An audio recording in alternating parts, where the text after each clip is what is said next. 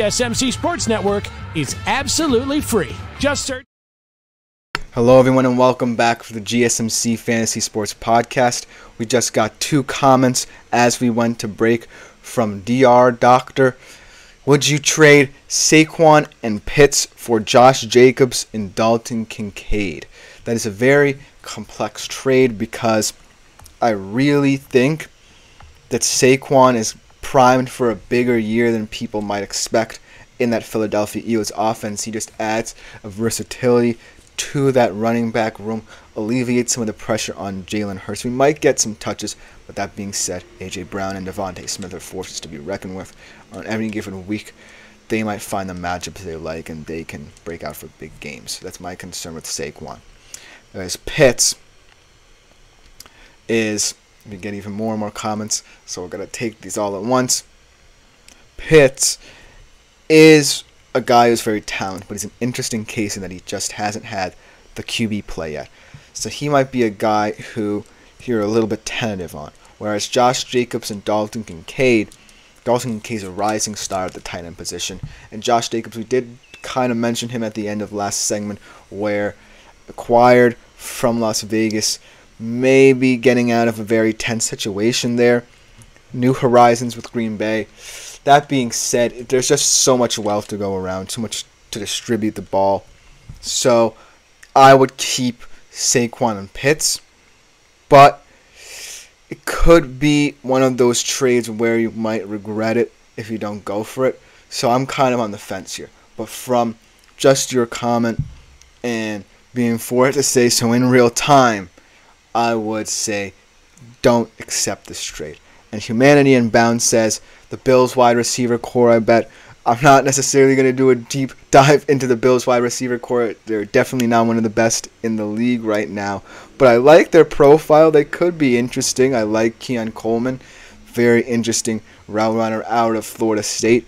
And Curtis Samuel has experience. Khalil Shakir kind of had a little bit of a breakout in the latter stages of last season. So the Bills wide receiver core could be an intriguing one. And then the last couple of comments. Well, we had a lot more comments. I had to choose between Kupp or Collins in my dynasty draft. Who would you keep? I would keep Nico Collins. We're going to talk about the Texans wide receiver room a little bit and the trepidations I have there, but I would keep Nico Collins because I still view him as the best wide receiver.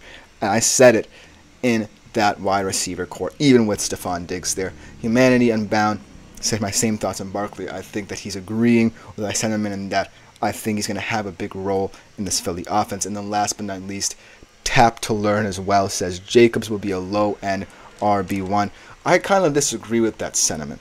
I don't necessarily like the Packers. As Poets, Sears, and Sages says, Jacobs is a beast in the red zone. I don't necessarily think the Packers are a team I think about in terms of utilizing running backs that effectively.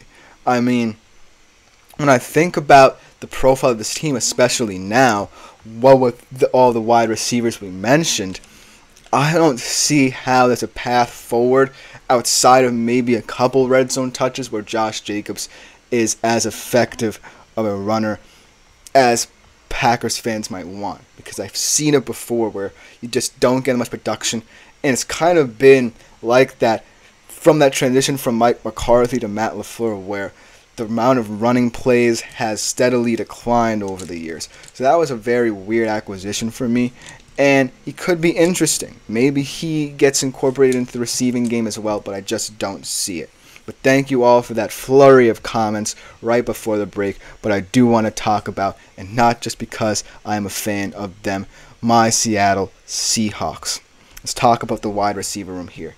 This is a wide receiver room that gets talked about very often as one of either the best in the league or one of the most underrated in the league. There's really no in between. And as a Seattle Seahawks fan, I love that there is so much confusion surrounding this offense because I love every single guy, but there has come a time, and there may come a time where one of these guys may end up leaving or retiring. That's a hint as to what I think might happen in the future for the Seattle Seahawks.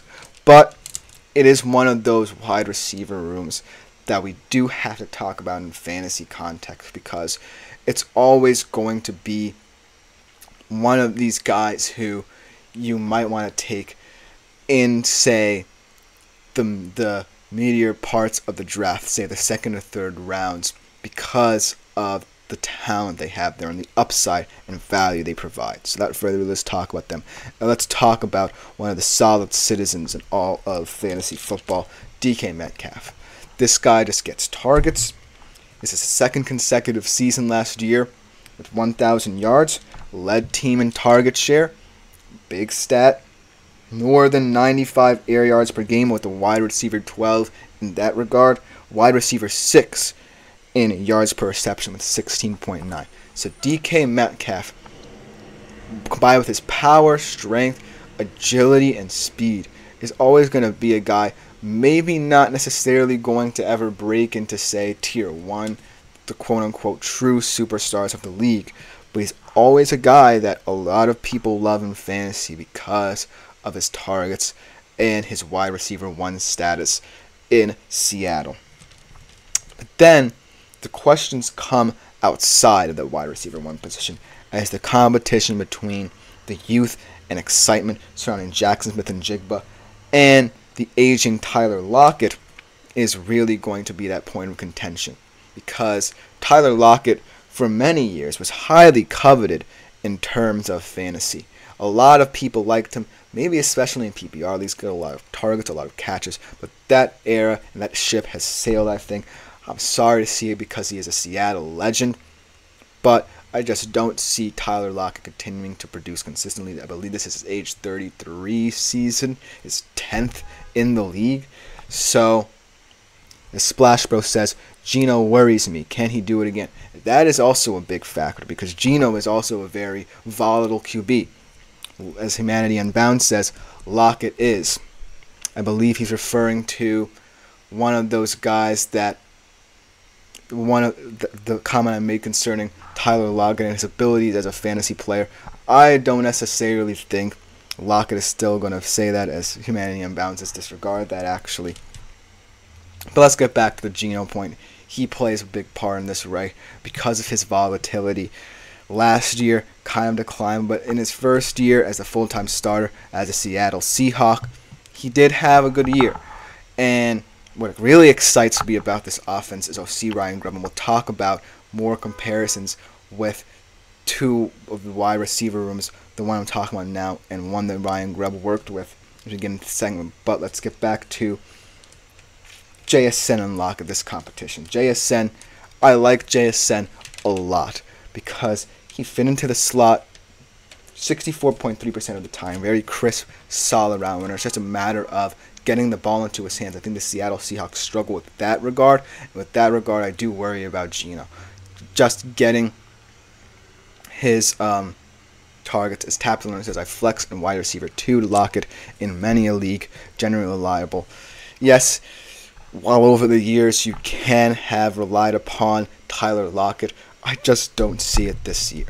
I just don't see how we can expect an aging Tyler Lockett to get so many targets in this offense. And to further add on to that point, with a wide receiver 71 in yards per reception with only 11.3.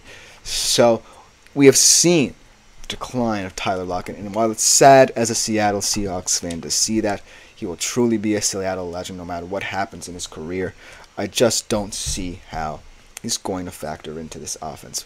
Let's talk about JSN. Over the years, yes, underrated and consistent, says Humanity Unbound. So I can agree with that. Over the years, he has been a very underrated receiver. But this year, I think that we're going to see a decline that I feel like I knew was coming. But I do want to talk about a comparison I just alluded to. Because new offensive coordinator Ryan Grubb comes from in-state, the University of Washington. And when I think about wide receiver rooms from college football that can compare to an NFL wide receiver room, the Seattle Seahawks and the 2023 University of Washington wide receiver rooms are very similar. DK, much like Rome Odunze. Fantastic in the catch point. A lot of power, a lot of ball control as well. Fantastic route runner, whether vertically down the sidelines, uses his intelligence and IQ to get open. Then I look at JSN. more like a Jalen Polk in that he's a very savvy route runner. He's always going to be very crisp.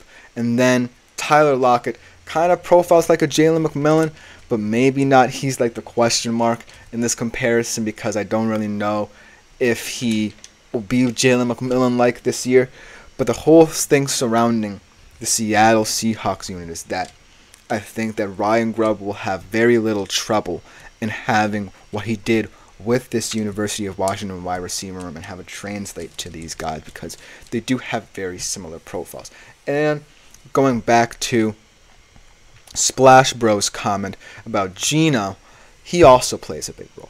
He did say in training camp, looking at Ryan Grubb and his playbook, that it was the most versatile offense he's seen. A lot of verbiage to it, a lot of different reads and a lot of different concept stuff that he says he personally has never been seeing in an NFL playbook ever. So that definitely speaks to, as Humanity Unbound says, very informative. I've subscribed. Thank you so much for the description. Hope you are enjoying this show so far. But like I said, Ryan Grubb is the X factor in terms of not just this wide receiver room, but the complexities of how he uses his wide receivers. I think DK, his production is not going to worry. It's that competition between Jaxon Smith-Njigba and Tyler Lockett that I'm really looking at this year. And also outside of the typical wide receivers, Jake Bobo, a lot of hype around him in the Seattle fan base. Maybe he could be one of those guys who can get more playing time. We always scream for more Bobo as a Seattle Seahawks fan after what he did last season. In terms of the tight end room, Noah Fant utilized a lot in Shane Waldron's system. Let's see if that translates to Ryan Grubb's system. The versatility of the Seattle Seahawks offense really excites me, but the questions are on the field. Let's see it in a true game. And I think that this week, a lot of you should pay attention to the Seattle wide receivers if you have them in your fantasy team, because that's the week where they set the standard for themselves. They face the Denver Broncos. That's a very nice little warm-up game for them, I suspect. And then they also face the New England Patriots. So they should prospectively be 2-0 with two very good teams in terms of matchups between wide receivers and corners, and they can exploit.